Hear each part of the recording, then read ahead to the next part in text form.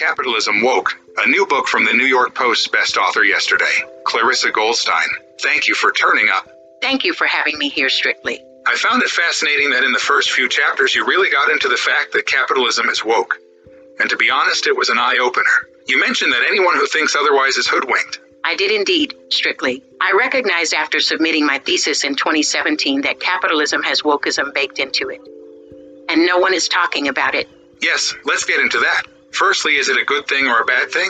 The million-dollar question. Ha. I'm an academic, so there is no good or bad for me. I like to peel back the onion of the system we live in to understand do parts of society promote fiscal policies that are counterintuitive to their cause. That's what I want to lean into, Clarissa. Can you elaborate more? Okay, I'll give an example of research we did in a few states in Middle America in 2019. We asked questions to the political left and right, such as would you want immigrants coming to America even if it had a benefit to the United States? A huge proportion of the right said no. We snuck in a question further down: how important is the prosperity for the United States from a scale of 1 to 10, the median? Strictly, of that sample group was 8. Bizarre. So you are saying there is a disconnect between national economic interest and personal bias towards immigrants? Well, that essentially revealed to us that maybe there was a misunderstanding about capitalism. And the idea of woke was a feature and not a bug all along. So where does woke start and stop in the fog of capitalism? Woke has a trickle-down effect through all aspects of its participation towards capitalism.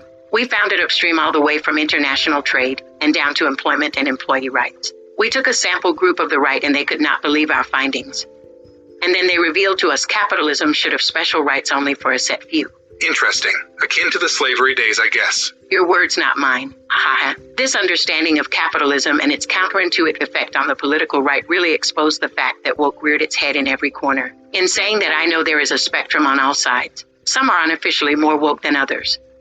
And in many cases, many Americans are woke by name and some woke unwillingly. Woke unwillingly? That is a tough cookie to crunch on. Towards the middle of the book you mentioned woke was an idea to collect revenue from all aspects of society, and the left were foot soldiers of woke, to some degree even not recognizing that woke could work against them.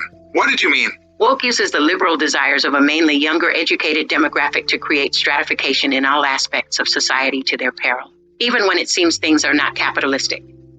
I know the right have a tendency to flout the left as Marxists. But all roads of capitalism lead back to woke.